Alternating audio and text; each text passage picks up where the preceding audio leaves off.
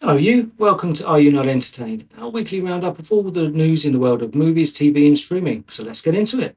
Well, the 80s called and they have asked, it's all over the internet, we're getting a Goonies 2. Now I'm pretty excited, love the Goonies, grew up in the 80s, one of the best 80s movies ever, iconic. But it seems like they're going to be making a legacy Goonies movie. So not a reboot, a remake, it's a continuation. Now, we've had a few, and they've actually turned out pretty good. Legacy sequels that of 80s movies that have come in the last couple of years, and I think this is a good idea. We recently saw Sean Astin at the Wales Comic Con, and he looks good. He's a middle-aged man. He's going to be clearly playing the dad of some kids. But I'm quite excited. I think it's time. I think everyone's ready for a Goonies 2. What's your thoughts? First of all, what do you think on legacy sequels? Do you prefer reboots, remakes? Do you think legacy sequels are a good idea, a good way to go? If they're going to do it at all, go legacy sequel, or do you think reboot, start again, new cast, and just go with a brand new version of the movie?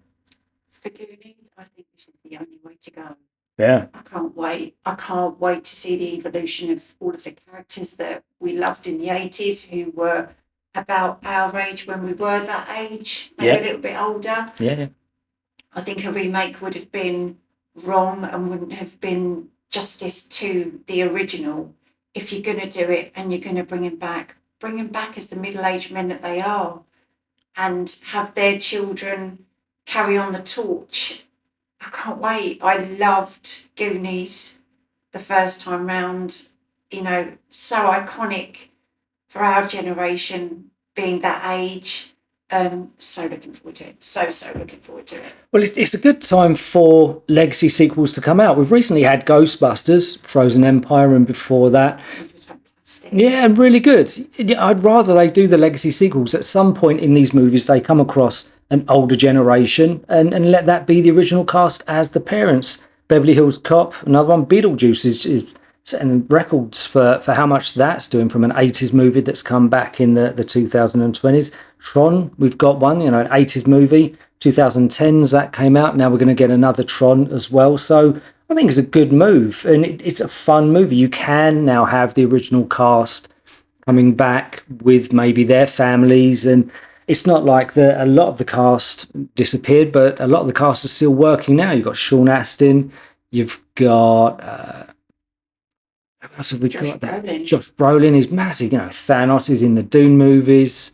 You've got quite a few of the original cast. Ke Huy Quan, who just was... He's had a complete resurgence in his career. Massively. He did disappear off the radar as a kid. He was in Indiana Jones and Temple of Doom and was a child actor, but then, nothing really came of it, and he'd all but given up on acting. And then his agent just turned out to be the young guy who was Chunk in the original ones is his manager.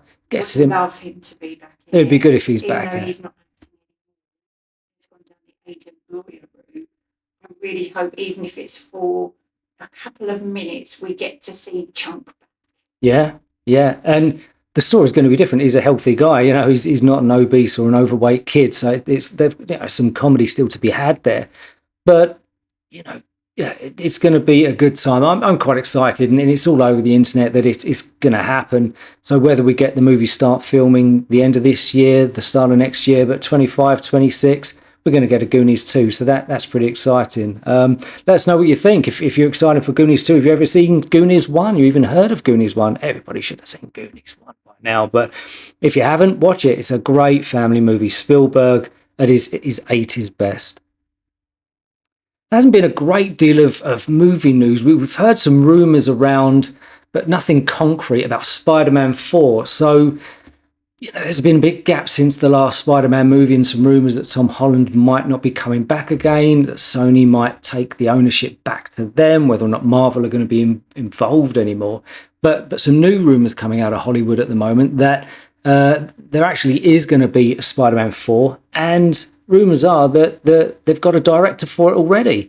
It's none other than the Shang-Chi director, Daniel Destin Cretton, that's going to be taking the the movie over. At the moment, it's just rumours, nothing concrete coming out of Sony or Marvel. But yeah, it looks like the director of Shang-Chi going to be taking over for Spider-Man 4. Do you think that's a good move?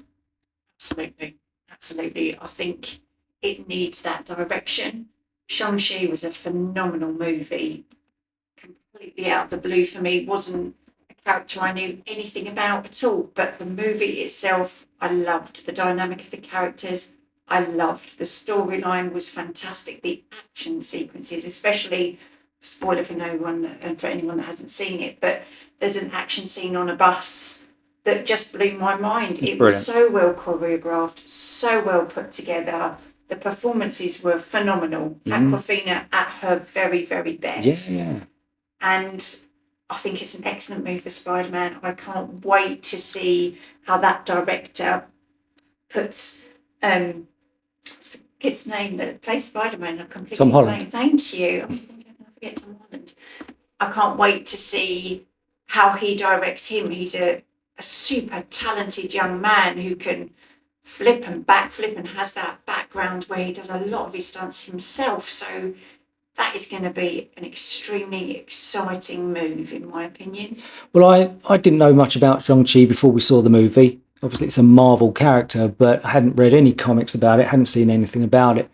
And I absolutely loved that movie. I thought it was excellent. And the way the director blends comedy and humour with action and style, but really touching story. And he did put a lot of story into the movie. It wasn't just action for action's sake. I thought it was really good. I think this guy's going to nail it. Depending on the story, we don't know which way they're going to go. They're going to make it a low-level, friendly neighborhood Spider-Man story, or are they going to go multiverse again? We don't know. But good move for the movie. Spider-Man 4, getting that director, I think, is a good move for them. Just and Ned back. Yes. It just wouldn't be Tom Holland's Spider-Man without those two characters. No, they make it. That's the trio, and there is that emotional tie to the characters. I'd like to see it a more grounded, friendly neighborhood Spider-Man. It's almost Tom Holland's Spider-Man story arc in reverse to the regular Spider-Man. First off the bat, he had a high-tech suit and has slowly worked his way to be a more grounded, low-tech suit and the regular kind of Spider-Man that we know. I'd like to see that, give him a neighborhood, let him take on Kingpin. Yeah, we've hardly seen him in New York, but let him take on a Kingpin, let him take on a Scorpion in the neighborhood rather than more multiverse adventures, saving galaxies. I just, like I say, swinging through New York is where he's strongest at. That's what I want to see in a Spider-Man movie. But we don't know if anyone's going to take it and do well. I think that director, Daniel Destin Cretton, is going to do it very well and honour the original characters from the comics. So fingers crossed. Long way away. It's not even confirmed, so they won't have even started any principal photography, any pre-production work on the movie, but exciting times if it's going to be the Shang-Chi director. Okay, from gossip, we're moving on to reviews. We've seen a few movies over the last couple of weeks, so looking forward to that. We spoke about Borderlands a couple of weeks ago and how poorly that performed at the box office. We've had a chance to see it, and it's not that bad. It's really not horrendous. Is it the best movie I've ever seen? No. Is it even good? It was all right. I don't think it deserved to tank as bad as it did. I think expectations were pretty low because of the reviews, because of the box office. I don't think we went in to watching it expecting great things. No. And I was pleasantly surprised. There were a few annoyances, like you get with every movie. I don't think Jack Black was the right voice for the little robot machine. I think that could have been done. That got very annoying. Yeah. I thought Cate Blanchett though was fantastic. I loved seeing her in a role that she didn't have to pull out all of the acting chops that she has. I thought Jamie Lee Curtis was really, really good. So not as bad as I was expecting it to be. It was a good time. It was fun. You could watch a movie without thinking too much about it, and it was fun. It was a bargain bucket version of The Guardians, and if you went into it expecting that and thinking that, you came out with an all right time. Will I ever watch it again? Will you watch it again? No. but it passed an afternoon. I think if it's on somewhere, give it a go. If you've got to pay money for it somewhere, maybe don't. But it wasn't that bad. 2 stars out of 5, maybe I'd give it if we give it reviews, but it was all right. Next one we watched was Inside Out 2. Now, completely opposite side of the spectrum to that one. I really liked this movie. So I've seen it before. We took our son to the cinema to see this one when it first came out. We loved it. But this was your first time of seeing it. It's my favourite Pixar movie for a long time. I saw the first one a while back. I haven't revisited it. It was fine. It was nice, good concept.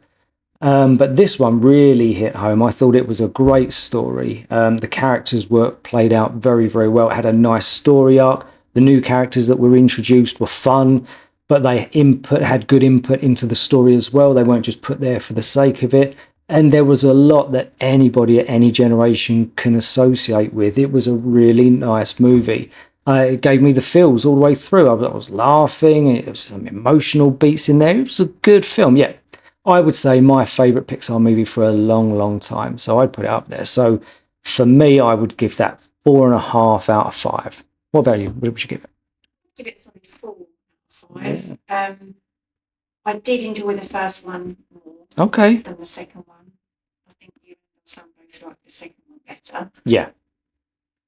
There's a lot of Pixar movies that I like above it, but I loved the story. I loved the way that Riley grew up to a teenager with a teenage angst and just learning to maneuver life a lot by herself and finding her own way, and the way that they handled certain emotions and certain navigations through meeting new friends and putting herself out there a bit more.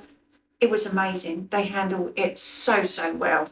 And that's what I liked a lot, was the fact that the family is growing and the new experiences of children growing up and families having to deal with that. None of us are born as parents. We have to learn as we go along. Children aren't born knowing what to do and understanding their emotions. So, and when we spoke about The Incredibles a while back, how they've had 2 movies now where the children have all been the same age and the family is the same age.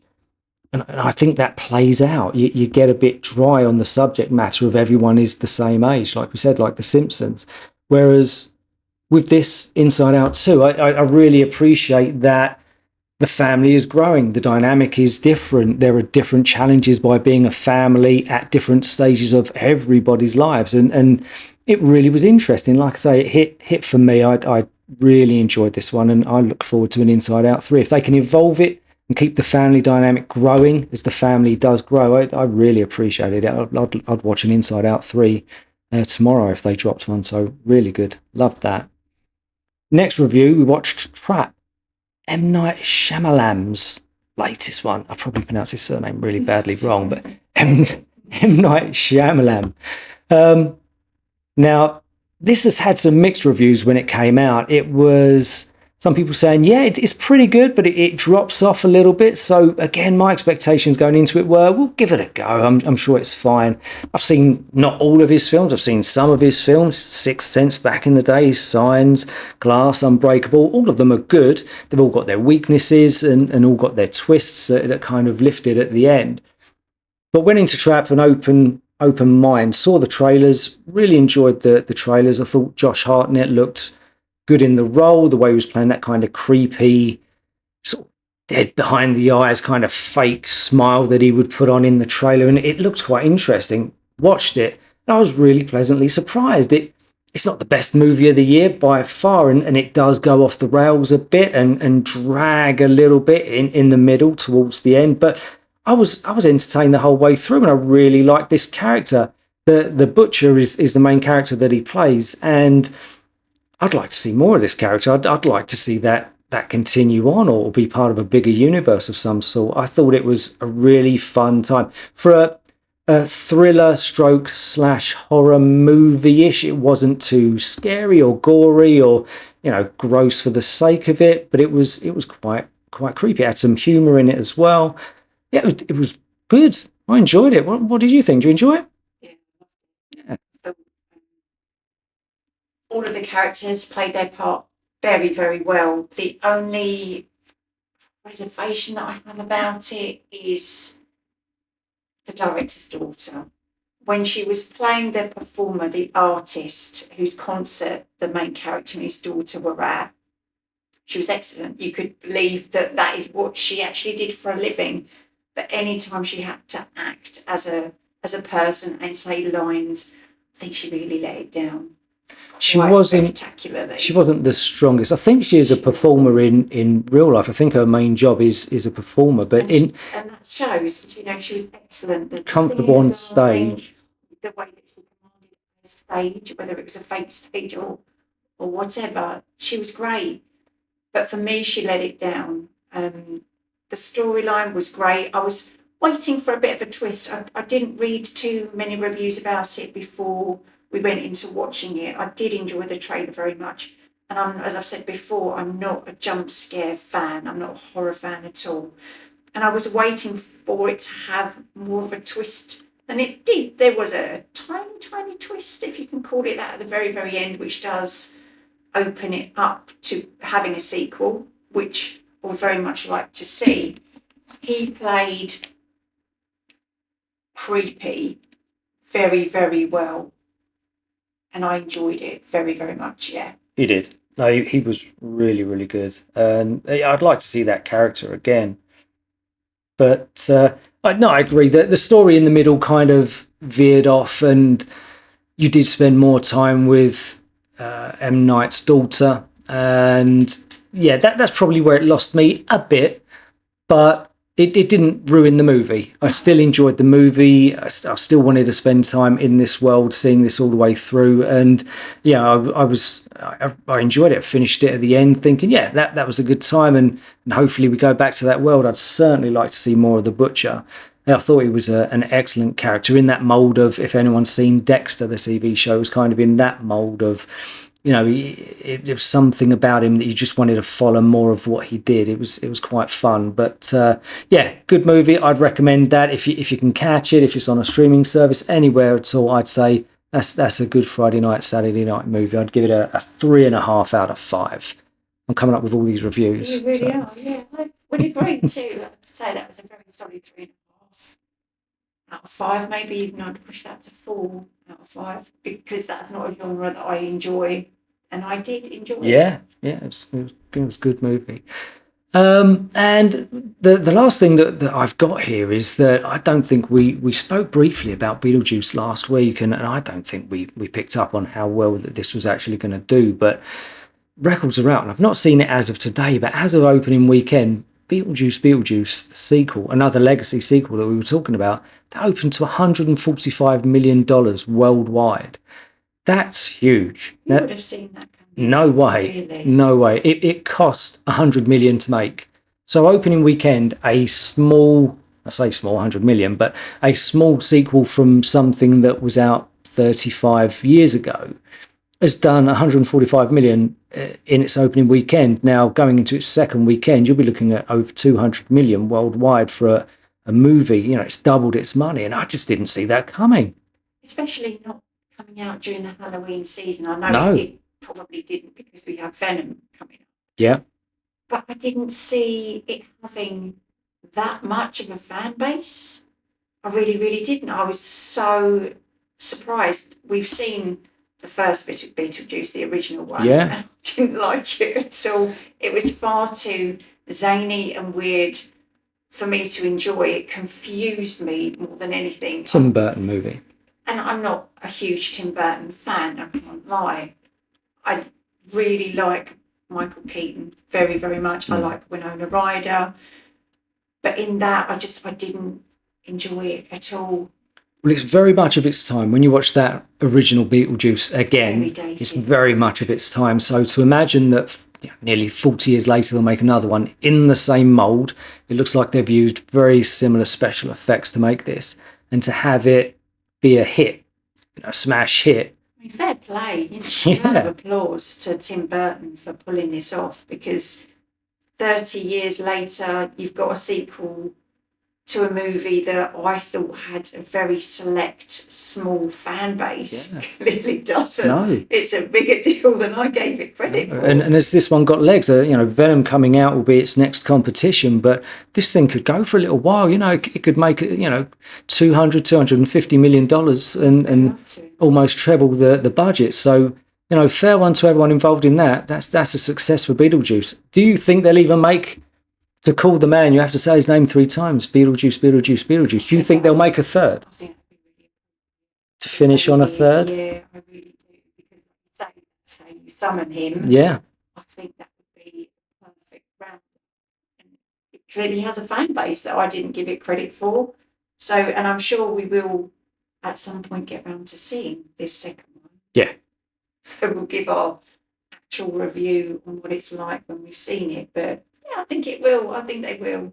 They seem to get on extremely well. Michael Keaton and Tim Burton. They seem to be quite good buddies, offset as well. So, well, he can do it. The amount of makeup involved with Michael Keaton, as long as he's involved, he could be doing it for a long, long time yet. So, he's in good shape. For 70 plus years old, he's in good shape. He looks after himself. So, yeah, why not? Yeah. Another one out. Well, if it keeps on making money, you know what they say, they'll make another one. So, yeah, looking forward to seeing what it's all about. If it's doing that well, yeah. So, looking forward to that. And that's it for this week's show. Hope you found it entertaining. We look forward to making another one for you. That's all our news for this week, and we'll catch you on the next show.